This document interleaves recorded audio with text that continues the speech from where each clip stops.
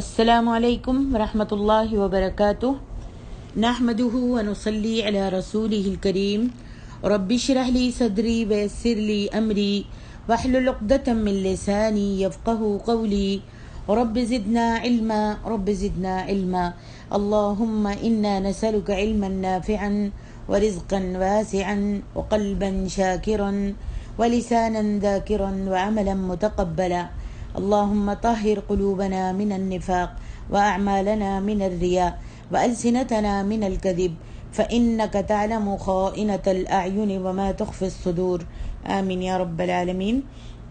تفسیر سورۃ الانعام آیت نمبر 63 سے 69 تک۔ اعوذ باللہ من الشیطان الرجیم قل من ينجيكم من ظلمات البر والبحر تدعونه تضرعا وخفية لئن أنجانا من هذه لنكونن من الشاكرين قل الله ينجيكم منها ومن كل كرب ثم أنتم تشركون قل هو القادر على أن يبعث عليكم عذابا من فوقكم أو من تحت أرجلكم أو يلبسكم شيعا ويذيق بعضكم بأس بعض انظر كيف نصرف الآيات لعلهم يفقهون۔ اے نبی کہہ دیجئے تمہیں خشکی اور تری کے اندھیروں سے کون نجات دیتا ہے؟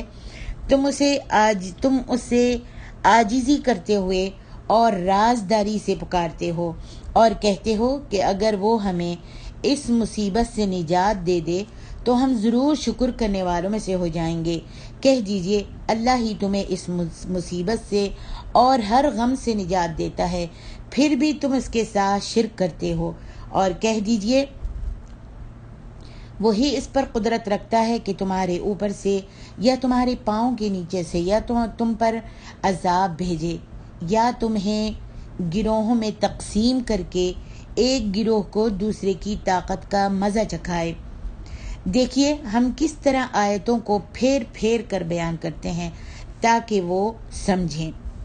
اللہ تبارک و تعالیٰ نے اپنے بندوں پر احسان کرتے ہوئے فرمایا ہے کہ وہ بر و بحر کی تاریکیوں میں مجبور و بے قرار پریشان حال جنگلوں اور صحراؤں میں حیران و سرگرداں اور دریاؤں اور سمندروں کی موجوں میں اور طوفانوں کی لپیٹوں میں آئے ہوئے لوگوں کو اس وقت نجات عطا فرماتا ہے جب وہ اسی وحدہ لا شریک لہ کو پکارتے ہیں۔ خواہ تم کسی سمندر کا سفر طے کر رہے ہو یا خشکی کے مقام پر ہو یا تم کو کوئی ایسا واقعہ، کوئی ایسا حادثہ، کوئی ایسی مشکل پیش آ جائے جس سے تمہیں موت سامنے کھڑی نظر آنے لگے، تو اس بے بسی کے عالم میں، اس پریشانی کے عالم میں کبھی تو تم بے اختیار ہو کر لاشعوری طور پر اللہ تعالیٰ کو پکارنے لگتے ہو اور کبھی دل ہی دل میں گڑ گڑانے لگتے ہو اور اللہ کے حضور فریادیں کرنے لگتے ہو کہ اللہ جی آج اگر آپ نے ہم کو اس مصیبت سے بچا لیا، اس مصیبت سے نجات دے دی، اس مشکل کو دور کر دیا تو ہم ضرور تیرے فرما بردار بندے بن جائیں گے۔ سبحان اللہ۔ آج سبحان اللہ ایسا لگتا ہے جیسے اللہ تعالیٰ ہماری ہی زندگیوں کا نقشہ کھینچ رہا ہے، اور آج ہمارے ساتھ یہی ہوتا ہے۔ اگر ایک دم کوئی مشکل آ جاتی ہے یا کسی آفت میں ہم گر جاتے ہیں یا پریشانی میں مبتلا ہو جاتے ہیں، کسی کی زندگی یعنی ہماری اولاد میں سے ہی کسی کی زندگی خطرے میں محسوس ہونے لگتی ہے، یا پھر آج ساری چیزوں کو چھوڑ کر اس کرونا کی بیماری کو لے لیجئے، یہ جرثومہ جو آج ہم سب میں پھیلا ہوا ہے اور ہم سب کی زندگیوں کو اس نے اجیرن بنایا ہوا ہے، سب کو دور کر دیا ہے، ایک دوسرے سے دور کر دیا ہے، یہاں تک کہ کہتے ہیں ہاتھ بھی مت ملاؤ، مسافہ بھی مت کرو، ایک دوسرے سے ہاتھ بھی مت ملاؤ، ایک دوسرے کے ساتھ بیٹھو بھی مت، ایک دوسرے سے ملو بھی مت۔ تو یہ مشکل جو ہے، یہ مصیبت جو اللہ تبارک و تعالیٰ نے ہم پر ڈالی ہے، تو جن کے گھروں میں یہ مشکل آ گئی، کسی بیٹے کو کرونا آ گیا یا باپ کو یا شوہر کو یا بیوی کو یا بہن کو، کسی کو بھی کرونا آ گیا، تو کتنے گھر والے اہل خانہ کتنے پریشان ہوتے ہیں، اور اس پریشانی میں یہی دعا کرتے ہیں کہ اللہ کسی طریقے سے اس کو دور کر دے، اس وبا کو دور کر دے، اس بیماری کو دور کر دے، اس مشکل کو دور کر دے اور اس مصیبت سے ہم کو نجات دے دے۔ بہت سے تو لوگ تو ایسے بھی ہیں ہم میں سے ہی کہ کہتے ہیں کہ اللہ اگر تو دور کر دے گا اس مصیبت کو اور اس وبا کو میرے گھر سے ہٹا دے گا تو میں تیری فرما بردار بن جاؤں گی، اتنے نفل پڑھوں گی اور نماز کی پابند ہو جاؤں گی اور اتنا صدقہ اور خیرات کروں گی اور جتنے گناہ پہلے کرتی تھی وہ چھوڑ دوں گی۔ یعنی فوراً ہی ہم اللہ تبارک و تعالیٰ کو پکارنے لگتے ہیں اور اس سے فریادیں کرنے لگتے ہیں۔ یہاں پر اللہ تبارک و تعالیٰ سبحان اللہ کفار مکہ کا، قریش کا ذکر کر رہا ہے کہ وہ لوگ ایسا کیا کرتے تھے، جب کسی مصیبت میں مشکل میں گرفتار ہو جاتے تھے تو فوراً اللہ تبارک و تعالیٰ کو پکارنے لگتے تھے۔ اور آگے والی آیت میں اللہ تعالیٰ فرماتے ہیں قُلِ اللَّهُ يُنَجِّيكُم مِّنْهَا وَمِن كُلِّ كَرْبٍ ثُمَّ أَنْتُمْ تُشْرِكُونَ۔ پھر وہ ایسے آڑے وقتوں میں، ایسی مشکل میں، مصیبت میں اپنے سب دیوی دیوتاؤں اور بزرگوں کو بھول جاتے تھے اور پھر صرف اللہ کو ہی یاد کرتے تھے، اس لیے کہ اللہ تبارک و تعالیٰ نے انسان کو فطرت پر پیدا کیا ہے۔ یہ انسان کی فطرت ہے کہ اللہ رب العالمین نے بندے کے دل کے اندر اپنی وحدانیت رکھی ہے، وحدانیت کا اقرار رکھا ہے۔ آپ دیکھتے ہیں کہ جب بھی کسی کو کوئی دھکا لگتا ہے، کوئی دھچکا لگتا ہے، کوئی حادثہ پیش آنے لگتا ہے، کوئی گڑھے میں گرتے گرتے بچنے لگتا ہے تو اس کے دل سے کیا نکلتا ہے؟ فوراً اللہ کی آواز نکلتی ہے، اللہ یا اللہ، اللہ کی آواز نکلتی ہے۔ اللہ تبارک و تعالیٰ نے ہر انسان کو فطرت پہ پیدا کیا ہے، جیسا کہ اللہ کے رسول صلی اللہ علیہ وسلم فرماتے ہیں ہر انسان کو جب پیدا کیا ہے اللہ تعالیٰ نے فطرت پہ پیدا کیا ہے۔ فَأَبَوَاهُ يُمَجِّسَانِهِ أَوْ يُحَوِّدَانِهِ أَوْ يُنَصِّرَانِهِ، ماں باپ جب چاہیں، اگر چاہیں تو اس کو یہودی بنا دیں، نصرانی بنا دیں یا مجوسی بنا دیں، لیکن اللہ نے اس کی فطرت کے اندر واحد احد رکھا ہے، اللہ کی وحدانیت کا اقرار رکھا ہے، وحدانیت رکھی ہے کہ اللہ کا نام اس کے دل کی گہرائیوں سے نکلتا ہے۔ سبحان اللہ۔ پہلے کفار کیا کرتے تھے کہ جب مشکل میں گر جاتے تھے تو فوراً اللہ کو پکارتے تھے، جب اگر کشتی ان کی سمندر میں گر جاتی تھی تو بھی وہ اللہ کو ہی پکارتے تھے، اور کیا پکارتے تھے؟ کہتے تھے اس وقت وہ اپنے سب دیوی دیوتاؤں اور بزرگوں کو بھول جاتے تھے، یہاں تک کہ اللہ کے منکر اور دہریے بھی بے اختیار اللہ تبارک و تعالیٰ سے فریاد کرنے لگتے ہیں۔ لیکن جب یہ بلا سر سے ٹل جاتی ہے اور پھر انہیں اللہ سے اپنا کیا ہوا وعدہ یاد ہی نہیں رہتا، جب بلا چلی جاتی ہے اور مصیبت دور ہو جاتی ہے، مشکل سے اللہ ان کو نجات دے دیتا ہے، پہلے تو یہ دعا کرتے ہیں کہ اللہ اگر تو نجات دے دے گا تو ہم تیرے فرما بردار بن جائیں گے، لیکن جیسے ہی اللہ تبارک و تعالیٰ اس مشکل سے، اس مصیبت سے نجات دے دیتا ہے تو پھر وہ اپنا وعدہ جو اللہ سے انہوں نے کیا ہے بھول جاتے ہیں۔ اور یہ کھلی علامت دیکھنے کے باوجود کہ اللہ نے میری مدد کی ہے، اللہ نے مجھ کو بچایا ہے اس مشکل سے، اس مصیبت سے، اس حادثے سے، اس طوفان سے، اللہ نے مجھے بچایا ہے، چاہے وہ بحر و بر میں آیا ہو، جنگل میں، سمندر میں، خشکی میں، کہیں پہ بھی وہ مشکل پیش آئی ہو، اللہ نے نجات دے دی تو وہ اللہ سے وعدہ کیا ہوا بھول گیا کہ اللہ میں تیرا فرما بردار ہو جاؤں گا، اور فوراً ہی اللہ کو چھوڑ کر وہ اپنے اللہ کے تصرف و اختیار میں ایسی ہستیوں کو شریک بنا لیتے ہیں جن کے لیے اللہ تعالیٰ نے کوئی علمی دلیل، کوئی حدیث، کوئی قرآن میں آیت اللہ رب العالمین نے نازل نہیں فرمائی کہ تم اللہ کے ساتھ دوسرے کو شریک ٹھہرا سکتے ہو۔ اللہ اکبر۔ اتنی حیرانگی ہوتی ہے اس انسان کے اوپر کہ وہ یہ بھول ہی جاتا ہے کہ میں اتنی مشکل میں، اتنی مصیبت میں مبتلا تھا، مجھے کس نے نجات دی ہے؟ اللہ رب العالمین نے نجات دی ہے، اور پھر وہ اس اپنے وعدے کو بھی بھول جاتے ہیں جو اس نے کیا کہ میں اللہ صرف تیری فرما بردار بن جاؤں گی اور تجھے ہی پکاروں گی، اور اس وقت تو ان کے دیوی دیوتا، بزرگ اور پیرانے پیر اور بزرگان دین سب بھول جاتے ہیں، جن کو وہ اپنے آج کل مسلمانوں کا دیکھیے، مسلمان عکس ہیں ان کافروں سے۔ پہلے کے کافر جب مشکل آتی تھی، مصیبت میں گرفتار ہوتے تھے، صرف اللہ کو پکارتے تھے۔ آج کا مسلمان کیا کرتا ہے؟ آج کا مسلمان مشکل جب آتی ہے تو اللہ کے در کو چھوڑ دیتا ہے اور جاتا ہے پیر و فقیروں کے پاس، درگاہوں پر، مزاروں پر جاتا ہے اور کتنا خرچہ کرتا ہے وہاں پر، چاہے کتنا بھی اس کو لنڈھارا پڑے، جتنا بھی اس کو پیسہ اپنا پانی کی طرح سے بہانا پڑے وہ بہاتا ہے، اور ان کے پاس جا کے ان کے نام کی نظر و نیازیں کرتا ہے، اپنی اسی ڈگر پر واپس آ جاتا ہے جو وہ پہلے کیا کرتا تھا اور جو اس نے اپنے باپ دادا سے سیکھی ہوتی ہے کہ ہمارے تو امی ایسے کرتی تھیں، ہماری تو برادری ایسے کرتی ہے، ہمارے تو نانا اور دادا اس طرح کیا کرتے تھے۔ اللہ اکبر، وہی شرک کی ڈگر پر چلنے لگتا ہے، شرک کے راستے کو اپنا لیتا ہے، شرک کی پٹری پر چلنے لگتا ہے، اور پھر وہ بھول جاتا ہے کہ مشکل میری کس نے آسان کی ہے اور کس نے مجھ کو نجات دی ہے۔ حالانکہ میری محترم ماں اور عزیز بہنوں، تمہارے اور ہمارے نبیوں کا بھی عقیدہ یہی تھا۔ حضرت ابراہیم کا کیا عقیدہ تھا؟ آپ کیا کہتے تھے؟ اللہ تعالیٰ نے قرآن مجید میں فرمایا ہے، کہتے تھے والذی هو یطعمنی ویسقین واذا مرضت فهو یشفین، جب میں بھوکا ہوتا ہوں تو اللہ مجھ کو کھلاتا ہے اور مجھ کو پانی بھی وہی پلاتا ہے۔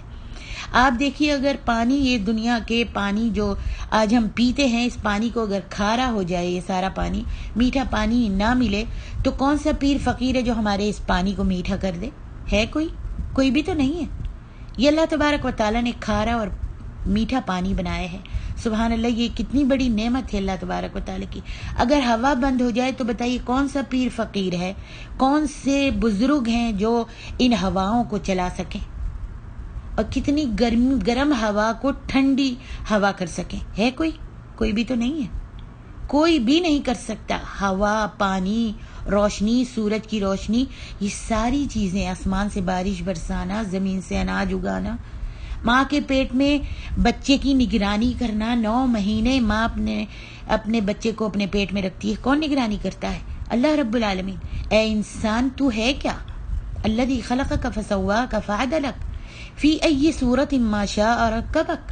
اللہ نے ماں کے پیٹ میں، یصورکم فی الارحام کیف یشاء، جیسے چاہا اللہ نے ماں کے پیٹ میں تیری تصویر بنا دی، تجھ کو برابر سڈول تیرا جسم دے دیا، آنکھیں آنکھوں کی جگہ پہ ہیں، ناک ناک کی جگہ پہ ہے، کان کانوں کی جگہ میں ہے، کوئی بھی رد و بدل تو نہیں ہے۔ اللہ تبارک و تعالیٰ نے کس نے، کیا تیری ماں نے یہ تیری تخلیق کی ہے؟ یہ ساری چیزیں تیری ماں نے بنائی۔ جب اللہ تعالیٰ اس ڈبے کے اندر، اس پیٹ کے اندر، ماں کی رحم کے اندر، اس کی جھلی کے اندر تیری اتنی نگرانی اور نگہداشت کر سکتا ہے، جب تو دنیا میں آتا ہے تو بولتا، چالتا، جاگتا، اللہ اکبر، کیسے ہوتا ہے؟ تو آنکھیں پٹ پٹا کر چاروں طرف دیکھتا ہے، تیری پتلیاں بھی حرکت کر رہی ہوتی ہیں آنکھوں کی، تو کیا وہ بھول گیا تو؟ پھر تو جب مشکل میں پڑا تو کیا اللہ تجھ کو بھول جائے گا؟ تیری مشکل کو دور نہیں کرے گا، تیری مصیبت کو دور نہیں کرے گا؟ سبحان اللہ۔ پیغمبروں کا عقیدہ بھی یہی تھا، پیغمبر بھی جب مشکل آتی تھی اللہ ہی کو پکارتے تھے، اللہ ہی سے مانگتے تھے۔ کسی بھی پیغمبر نے اپنے کسی دوسرے پہلے آنے والے پیغمبر کو اپنی مشکل میں نہیں پکارا، کسی بھی پیغمبر نے جبریل سے مدد نہیں مانگی، اللہ تعالیٰ سے مدد مانگی، اس لیے کہ جبریل بھی اللہ تبارک و تعالیٰ کا بھیجا ہوا رسول ہے، پیغمبر ہے، پیغمبر یعنی پیغامبر ہے، پیغام پہنچانے والا ہے۔ جبریل بھی اپنی مرضی سے وہ آسمان سے نیچے نہیں اتر سکتا جب تک کہ اللہ کا حکم نہیں ہوتا۔ جیسا کہ آپ کو پتا ہے کہ اللہ کے رسول صلی اللہ علیہ وسلم سے جب کفار مکہ نے سوالات کیے تو آپ نے فرمایا میں تمہیں کل جواب دے دوں گا اس کا۔ اب کل کیا 18 دن ہو گئے، بعض حدیث میں آتا ہے 18 دن، بعض میں آتا ہے 16 دن، روایت میں کہا کہ میں تمہارے سوالوں کا جواب کل دے دوں گا، لیکن 18 دن تک وحی نہیں آئی، جبریل آئے نہیں نبی صلی اللہ علیہ وسلم کے پاس۔ کفار روز تنگ کرتے تھے کہ تم نے تو کہا تھا کل جواب دے دیں گا، کل جواب دے دوں، اب تم جواب کیوں نہیں دیتے؟ اور نبی صلی اللہ علیہ وسلم جواب اپنی طرف سے دے ہی نہیں سکتے تھے جب تک کہ جبریل اللہ کی طرف سے وحی لے کے نہ آئے، اور جبریل وحی لے کے نہیں آئے، اور جب جبریل وحی لے کر آئے 18 دن کے بعد تو انہوں نے کہا کہ محمد صلی اللہ علیہ وسلم آپ کے چاہنے سے کچھ نہیں ہوتا، آپ نے کہا کل جواب دے دوں گا، لیکن آپ انشاءاللہ کہنا بھول گئے، اگر اللہ چاہتا تو آپ کل کا جواب دیتے، آپ نے انشاءاللہ نہیں کہا، اللہ تعالیٰ نے وحی نازل نہیں فرمائی۔ تو جب بھی کوئی بات کریں تو انشاءاللہ کہیں کہ اگر اللہ نے چاہا تو میں تمہارے سوالوں کا جواب کل دے دوں گا، میرے اختیار میں کچھ بھی نہیں ہے۔ اللہ ہمارے عقیدوں کی درستگی کر دے، اور اللہ تعالی ہم کو یہ جو غلط عقیدہ ہے اور یہ عقیدہ ہم کو گمراہی کی طرف لے جاتا ہے، شرک کی طرف لے جاتا ہے، اللہ ہم سب کو اس سے محفوظ رکھے۔ میری بہنوں، تفسیر پڑھنے کا مطلب یہی ہے کہ ہم اس کو سمجھیں، اس پر تدبر کریں، اپنے ماں باپ کے اور اپنے عزیز و اقارب کے عقیدوں کو اگر غلط ہے تو اس سے بچنے کی کوشش کریں۔ قرآن کا ترجمہ جب آپ پڑھ رہی ہیں تو یہاں ہم کو قرآن یہی سکھا رہا ہے کہ اللہ کے سوا کسی اور کو نہ پکاریں، مشکل ہو، مصیبت ہو، غم ہو، خوشی ہو، جو بھی کچھ ہو، تم پر وبا آئے، بلا آئے، بیماری آئے، جو بھی کچھ ہو، جتنی بھی بے قرار ہو، جہاں کہیں بھی ہو، جس خطے میں ہو، جس کونے میں ہو، وہاں پر تم صرف اللہ کو پکارو، اور اس خطے میں، اس زمین پر، اس کونے میں، اس اندھیرے میں، اس خشکی میں، اس تری میں اللہ کے سوا تمہارا کوئی بھی مددگار نہیں ہے۔ قل اللہ ینجیکم منہا، کہہ دیجئے اے میرے نبی کہ آپ کہہ دیجئے کہ اللہ کون ہے کون تم کو نجات دیتا ہے، ومن کل کرب، نجات دیتا ہے بلا سے، کرب سے، مشکل سے، مصیبت سے کون نجات دیتا ہے؟ اللہ ہی، کہہ دیجئے اللہ ہی نجات دیتا ہے تم کو۔ اور جب اللہ نجات دے دیتا ہے ثم انتم تشرکون، پھر تم اللہ کا شریک ٹھہرانے لگتے ہو۔ اللہ ہم سب کو شرک سے بچائے۔ آگے ارشاد ربانی ہے، قل هو القادر على ان يبعث عليكم عذابا من فوقكم او من تحت ارجلكم او يلبسكم شيعا۔ اس آیت میں اللہ تبارک و تعالی عذاب کی 3 قسمیں بیان فرما رہے ہیں۔ ایک عذاب سماوی، اور وہ عذاب سماوی کون سے ہیں؟ جیسے طوفان کا آنا، بجلی کا کڑکنا، بجلی کا گرنا، اور تیز ہوا اور آندھی کا آنا، پتھروں کی بارش کا آسمان سے نازل ہونا، جیسا کہ بہت سی قوموں پر پتھروں کی بارش ہوئی۔ اور دوسرا عذاب ارضی، جیسے دریاؤں کا سیلاب، یعنی سمندر میں سیلاب آ گیا اور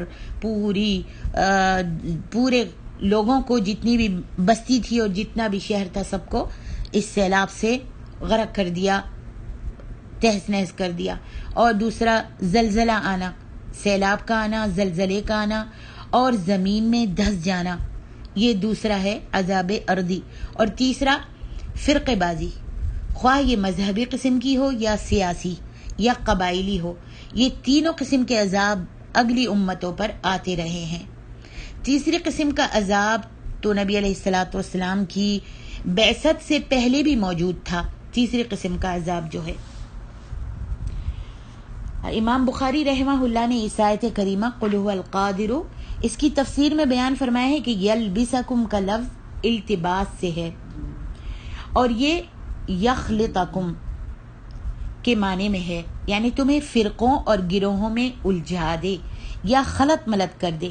جس طرح یلبسو، سورۃ الانعام میں یلبسو اللہ نے فرمایا یخلطو، اور نہ ملائیں کے معنی میں ہے، اور شیعہ کے معنی مختلف فرقے اور جماعتیں ہیں۔ حضرت جابر بن عبداللہ رضی اللہ عنہما سے روایت ہے کہ جب یہ آیت کریمہ نازل ہوئی، قل هو القادر على ان يبعث عليكم عذابا من فوقكم، قال رسول الله صلی اللہ علیہ وسلم اعوذ بوجهك او من تحت ارجلكم، قال اعوذ بوجهك او يلبسكم شيعا ويذيق بعضكم بأس بعض، قال رسول الله صلی اللہ علیہ وسلم هذه اهون او هذا ايسر۔ کہہ دیجئے کہ وہ اس پر بھی قدرت رکھتا ہے، یعنی اللہ تعالیٰ اس پر بھی قدرت رکھتا ہے کہ تم پر اوپر کی طرف سے عذاب بھیجے۔ تو رسول اللہ صلی اللہ علیہ وسلم نے دعا کی، اے اللہ میں تیرے چہرے اقدس کے ساتھ پناہ چاہتا ہوں، یا تمہارے پاؤں کے نیچے سے عذاب بھیجے۔ تو اس کے بعد نبی علیہ الصلوۃ والسلام نے دعا کی، اے اللہ میں تیرے چہرے اقدس کے ساتھ پناہ چاہتا ہوں، یا پھر او یلبسکم شیعا ویذیق بعضکم باس بعض، یا تمہیں فرقے فرقے کر دے اور ایک کو دوسرے سے لڑا کر آپس کی لڑائی کا مزہ چکھا دے۔ اس کے بعد آپ صلی اللہ علیہ وآلہ وسلم نے فرمایا یہ پہلی 2 صورتوں کے مقابلے میں ہلکا یا کم تر عذاب ہے۔ امام بخاری رحمہ اللہ نے اس حدیث کو کتاب توحید میں بھی بیان فرمایا ہے، اور دوسری حدیث میں آتا ہے امام احمد رحمہ اللہ نے حضرت سعد بن ابو وقاص رضی اللہ عنہ کی روایت کو بیان کیا ہے کہ ہم نبی صلی اللہ علیہ وسلم کے ساتھ جا رہے تھے کہ ہمارا گزر مسجد معاویہ کے پاس سے ہوا تو آپ مسجد کے اندر تشریف لے گئے اور 2 رکعت نماز ادا فرمائی۔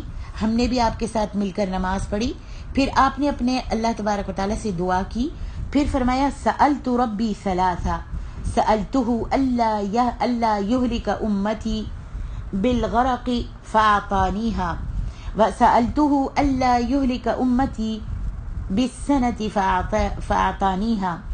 فأعطانيها، وسألته ألا يجعل بأسهم بينهم فمنعنيها۔ میں نے اپنے اللہ تبارک و تعالیٰ سے 3 دعائیں کی۔ نمبر 1 کون سی دعا کی؟ میں نے اللہ سے دعا کی کہ میری ساری امت کو غرق کر کے اللہ ہلاک نہ کرنا، یعنی میری امت کو غرق مت کرنا۔ تو اللہ تبارک و تعالیٰ نے میری اس دعا کو قبول کر لیا۔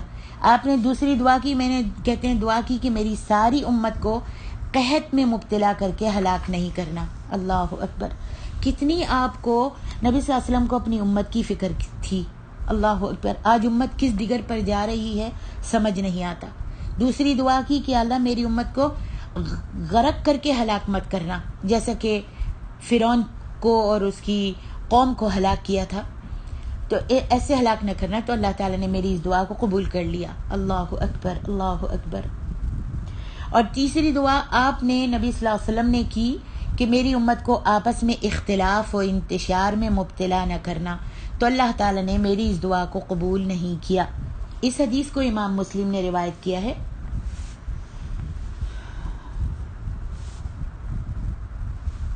اللہ اکبر!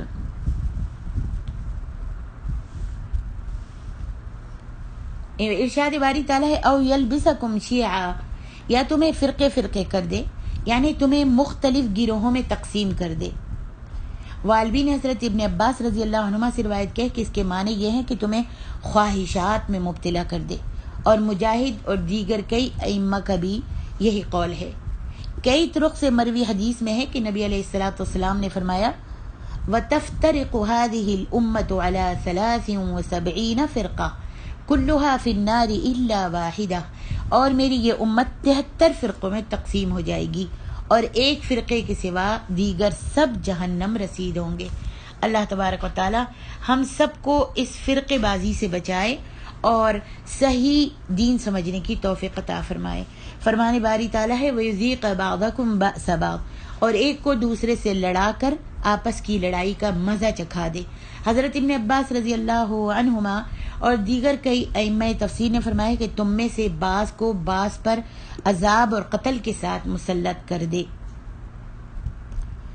ارشاد باری تعالیٰ ہے انظر کیف نصرف الآیات، دیکھیے ہم اپنی آیتوں کو کس طرح پھیر پھیر کر بیان کرتے ہیں۔ میری محترم ماں اور عزیز بہنوں، سبحان اللہ! ایسے لگتا ہے کہ اللہ تعالیٰ آج اس زمانے کی تصویر ہم کو دکھا رہا ہے قرآن مجید کی شکل میں، جس سے ہم سب واقف ہیں۔ آج ہم سب کو معلوم ہے فرقے بازی، ہر ایک دوسرے کو فرقے بازی کتنی ہے۔ ہر کوئی اپنے مذہب کو اچھا سمجھتا ہے، اور ہر ایک مذہب والا، ہر فرقے والا ایک دوسرے کو جہنمی اور کافر سمجھتا ہے، دوسرے مذہب والے کو، دوسرے فرقے کو کافر سمجھتا ہے۔ سبحان اللہ! ہر فرقہ، ہر مذہب والا اپنے آپ کو جنتی کہتا ہے، اور حالانکہ دوسرا فرقہ جو ہے وہ بھی کلمہ گو ہے، لا الہ الا اللہ کہتا ہے، اور نبی علیہ الصلوۃ والسلام کی رسالت کا اقرار کرتا ہے، لیکن یہ کلمہ گو کو جو اللہ کی وحدانیت کا بھی اقرار کرتے ہیں اور رسول کی رسالت کا بھی اقرار کرتے ہیں، لیکن ان کے مذہب میں کچھ باتیں علیحدہ ہیں، تو ہم ان کو جہنمی کہہ دیتے ہیں، حالانکہ وہ مسلمان ہیں لیکن ہم ان کو جہنمی کہہ دیتے ہیں۔ ایک فرقہ دوسرے کو جہنمی بنانے پر تلا ہوا ہے۔ اللہ تعالی ہم سب کو اپنی اصلاح کرنے کی توفیق عطا فرمائے۔ یہاں اللہ تعالیٰ فرماتا ہے کہ انظر کیف نصرف الآیات، دیکھیے ہم اپنی آیتوں کو کس طرح پھیر پھیر کر کبھی کیسے اور کبھی کیسے، کبھی اس طرح اور کبھی اس طرح ہم سمجھانے کی کوشش کرتے ہیں، کھول کھول کر بیان کرتے ہیں، واضح کرنے کی کوشش کرتے ہیں۔ کس واسطے؟ لعلہم یفقہون، تاکہ وہ سمجھیں، تاکہ سمجھنے کی کوشش کریں، اللہ تعالیٰ کی آیات اور اس کے بیان کردہ دلائل و براہین پر غور و فکر کریں اور اپنے عقیدوں کی اصلاح کریں۔ آگے ارشاد ربانی ہے وَكَذَّبَ بِهِ قَوْمُكَ وَهُوَ الْحَقُّ قُلْ لَسْتُ عَلَيْكُمْ بِوَكِيلٍ لِكُلِّ نَبَإٍ مُسْتَقَرٌّ وَسَوْفَ تَعْلَمُونَ وَإِذَا رَأَيْتَ الَّذِينَ يَخُوضُونَ فِي آيَاتِنَا فَأَعْرِضْ عَنْهُمْ حَتَّى يَخُوضُوا فِي حَدِيثٍ غَيْرِهِ وَإِمَّا يُنْسِيَنَّكَ الشَّيْطَانُ فَلَا تَقْعُدْ بَعْدَ الذِّكْرَى مع القوم الظالمين وما على الذين يتقون من حسابهم من شيء ولكن ذكرى لعلهم يتقون۔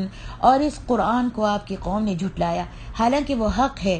کہہ دیجئے میں تم پر نگران نہیں ہوں، ہر ایک خبر کا وقت مقرر ہے اور جلد ہی تم جان لو گے۔ اور جب آپ ان لوگوں کو دیکھیں جو ہماری آیتوں پر نکتہ چینی کر رہے ہوتے ہیں تو آپ ان کے پاس سے ہٹ جائیں یہاں تک کہ وہ اس کے علاوہ کسی اور بات میں مشغول ہو جائیں۔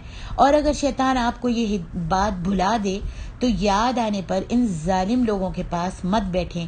ان کے حساب میں سے کسی چیز کی ذمہ داری ان لوگوں پر نہیں جو پرہیزگاری اختیار کرتے ہیں، اور لیکن نصیحت کرنا ان کا فرض ہے تاکہ وہ بھی پرہیزگاری اختیار کریں۔ یہاں اللہ تعالیٰ ارشاد فرماتے ہیں وَكَذَّبَ بِهِ، اور اس کو جھٹلایا، اس کو جھٹلایا یعنی اس قرآن کو جھٹلایا، ہدایت اور بیان کو جھٹلایا جو آپ ان کے پاس لے کر آئے ہیں۔ قوموں کا آپ کی قوم نے یعنی قریش نے، وَهُوَ الْحَقُّ، حالانکہ وہ سراسر حق ہے کہ اس کے بعد اور کوئی حق ہے ہی نہیں۔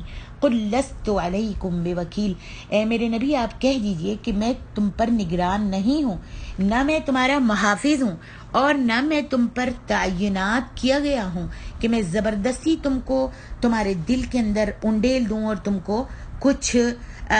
تم کو ہدایت پر لے آؤں یا تم کو سیدھا راستہ دکھا دوں۔ یہاں ہوا سے مراد قرآن اور اس کی آیات بھی ہو سکتی ہیں، کفار سے عذاب کا وعدہ بھی ہو سکتا ہے اور روز آخرت بھی ہو سکتا ہے، کیونکہ یہ سب چیزیں اٹل حقائق ہیں۔ اللہ تعالیٰ اپنے رسول سے فرماتے ہیں اس آیت میں کہ انہیں کہہ دیجئے اگر تم ان حقائق پر ایمان نہیں لاتے اور تمہیں یقین نہیں آتا تو یہ میرا کام نہیں ہے کہ میں یہ باتیں ہر ممکن طریقے سے تم سے منوا کر چھوڑوں۔ میرا کام تو صرف کیا ہے؟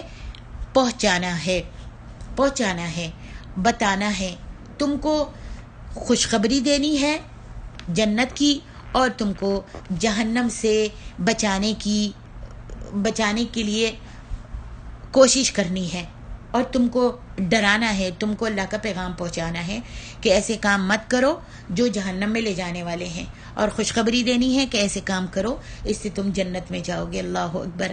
آگے ارشاد ربانی ہے لِكُلِّ نَبَإٍ مُسْتَقَرٌّ، ہر خبر کے لیے ایک وقت مقرر ہے۔ حضرت ابن عباس کئی ائمہ تفسیر فرماتے ہیں کہ ہر خبر کی ایک حقیقت ہے، یعنی ہر خبر جو اللہ تعالیٰ نے قرآن مجید میں دی ہے، چاہے وہ عذاب کی ہو، چاہے وہ قیامت کے دن کی ہو، چاہے وہ کوئی بھی خبر ہو، ہر خبر پوری ہونے والی ہے۔ جب اللہ نے قرآن میں نازل فرما دی ہے اور نبی کی زبان سے پیغام پہنچا دیا ہے تو ہر خبر جو ہے وہ پوری ہونے والی ہے، خواہ کچھ عرصے بعد ہی کیوں نہ پوری ہو، چاہے عرصے کے بعد ہی پوری ہو، چاہے آج ہی پوری ہو جائے، لیکن اللہ تعالیٰ نے اس کا وقت مقرر کیا ہوا ہے، جیسا کہ فرمایا وَلَتَعْلَمُنَّ نَبَأَهُ بَعْدَ حِينٍ سورۃ صاد، اور تم اس کی سچائی کی خبر ایک وقت کے بعد ضرور جان لو گے۔ جب اللہ تبارک و تعالیٰ نے جیسا کہ فرمایا سورۃ الرعد میں لِكُلِّ أَجَلٍ کتاب، ہر وعدے کے لیے ایک وقت لکھا ہوا ہے، جب وہ وقت آئے گا تو پھر وہ جو خبر تم کو دی گئی ہے وہ پوری ہو جائے گی، چاہے آج ہی اگر اللہ نے وقت لکھا ہے تو آج ہی پوری ہو جائے گی، نہیں تو عرصے کے بعد اگر لکھی ہے تو عرصے کے بعد وہ خبر اللہ تبارک و تعالیٰ پوری کر دے گا۔ لیکن اللہ رب العالمین کا فرمان جو ہے کبھی جھوٹا نہیں ہو سکتا، اور اس کے نبی کے لبوں سے نکلی ہوئی خبر جو ہے وہ کبھی بھی کبھی بھی جھوٹی نہیں ہو سکتی، وہ پوری ہو کر ہی رہے گی۔ یہ ڈانٹ بہت شدید وعید ہے، اسی لیے اس کے بعد فرمایا وَسَوْفَ تَعْلَمُونَ، اور تم ان قریب جان لو گے۔ جب اس خبر کا وقت آئے گا، جو خبریں تم کو ہم نے قرآن کے ذریعے اپنے نبی کے ذریعے تم تک پہنچائی ہیں، تو تم یقیناً جان لو گے، اور اس وقت تمہیں پتہ چلے گا کہ جو خبریں ہم کو دی جاتی تھیں وہ صحیح تھیں۔ اس کی مثال ایک یہ واقعہ ہے کہ انصار کے قبیلہ اوس کے سردار سعد بن معاذ جنگ بدر سے پہلے عمرے کی نیت سے مکے میں آئے اور اپنے حلیف دوست جو ان کے بہت پرانے دوست تھے امیہ بن خلف کے پاس ٹھہرے، اور اس سے یہ کافر تھا امیہ بن خلف، اس سے اپنے ارادے کا اظہار کیا، اور سعد بن معاذ جو تھے وہ مسلمان ہو چکے تھے۔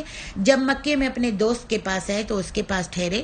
اس وقت ابو جہل رئیس مکہ نے یہ پابندی لگا رکھی تھی، ابو جہل جو تھا وہ مکے کا رئیس تھا، اس نے یہ پابندی لگا رکھی تھی کہ کوئی مسلمان کعبے میں داخل ہونے اور طواف نہ کرنے پائے، کوئی بھی مسلمان آئے تو کعبے میں نہ داخل ہو اور نہ ہی طواف کرے۔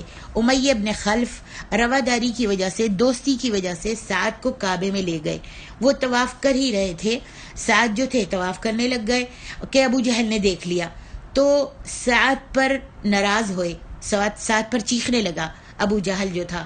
سعد نے کڑک کر جواب دیا، اگر تم مجھے روکو گے تو میں تمہارے تجارتی قافلے کی راہ روک کر تمہارا ناک میں دم کر دوں گا، یعنی تم مجھے اگر طواف کرنے سے روکو گے تو تجارتی قافلے جو تمہارے مدینے کے پاس سے گزرتے ہیں اور مدینے کے راستوں سے گزرتے ہیں، مکے آتے ہیں، تو میں وہ قافلے جو ہیں بند کر دوں گا اور لوٹ مار مچاؤں گا اور قافلے کو تمہارے روک لوں گا۔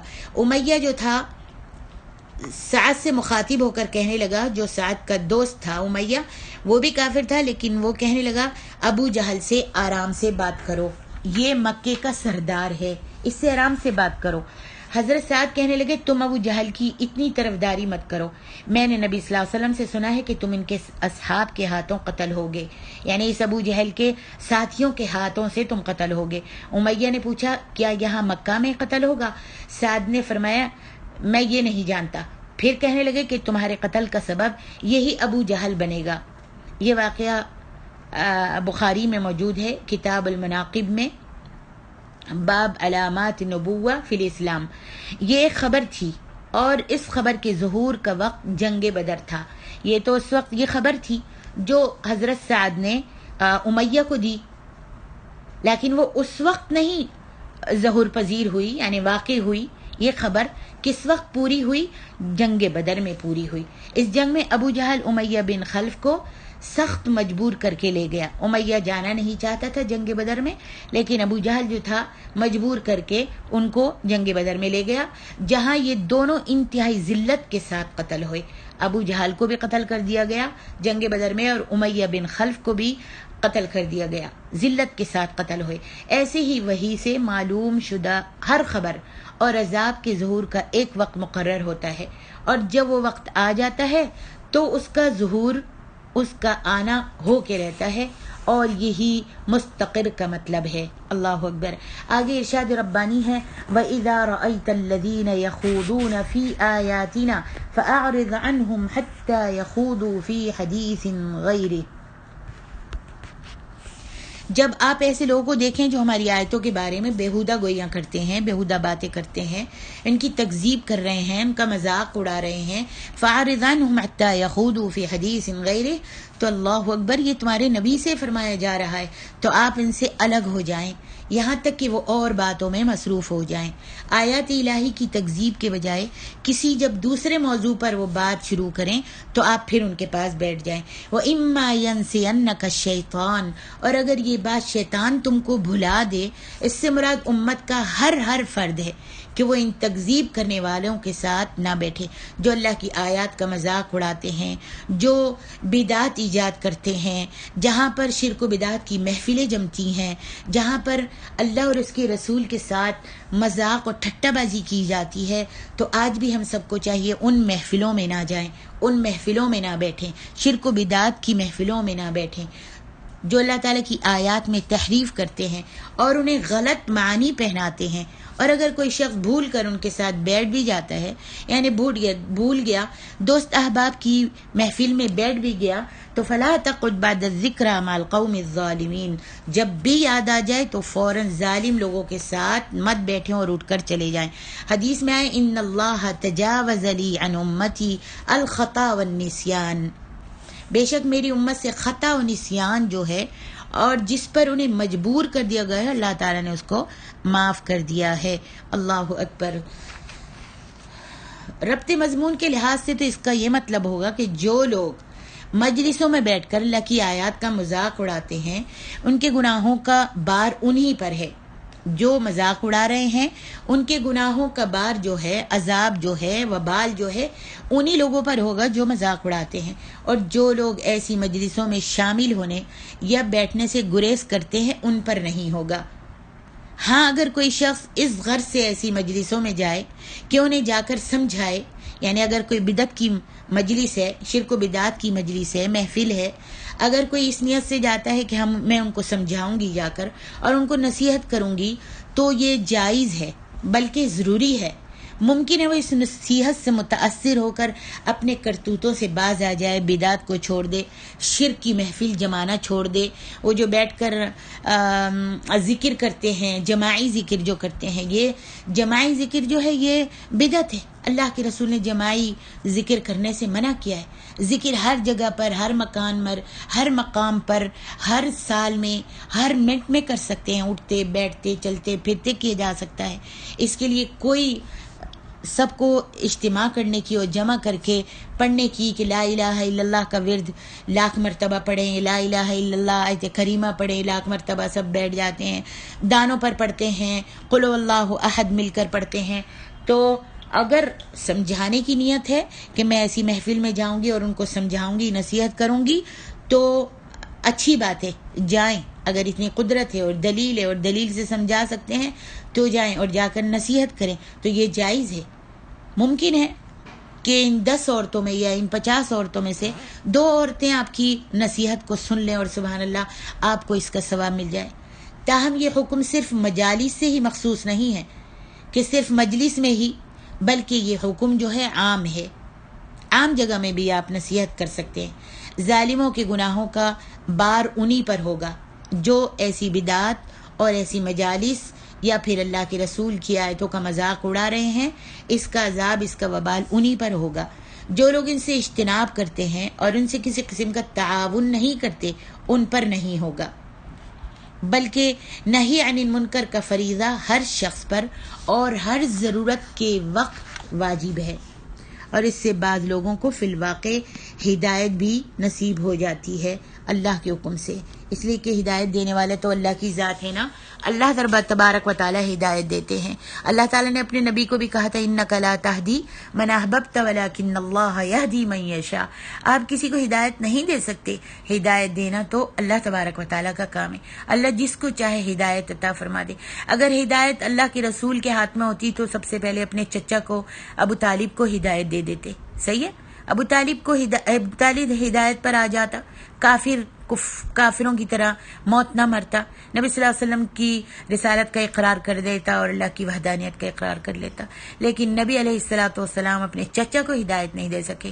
معلوم ہے کہ ہدایت دینا اللہ کے ہاتھ میں ہے، اللہ جس کو چاہے ہدایت دے، لیکن نصیحت اور فصیحت کرنا ہر مسلمان کا کام ہے، چاہے وہ مجلس ہو، چاہے وہ عام کہیں پہ کھڑے ہوئے ہوں، کہیں پر دیکھ رہے ہیں کہ گناہ کی مجلس ہے، بدعت کی مجلس ہے، آپ ان کو جانتے ہوں یا نہیں جانتے، آپ کو چاہیے، ہم کو چاہیے کہ ہم نصیحت کریں۔ وَذَكِّرْ فَإِنَّ الذِّكْرَىٰ تَنفَعُ الْمُؤْمِنِينَ، نصیحت کریں، شاید آپ کی نصیحت سے کوئی بھی مومن فائدہ اٹھا لے۔ اللہ اکبر۔ اللہ تبارک و تعالی ہمارے عقیدوں کی اصلاح کرے اور ہم کو سب سے پہلے ہم کو عامل بنا دے، قرآن پر تدبر عطا فرمائے اور ہماری اور تمام مسلمانوں کی، ہماری اولادوں کی اصلاح فرما دے۔ السلام علیکم ورحمۃ اللہ وبرکاتہ۔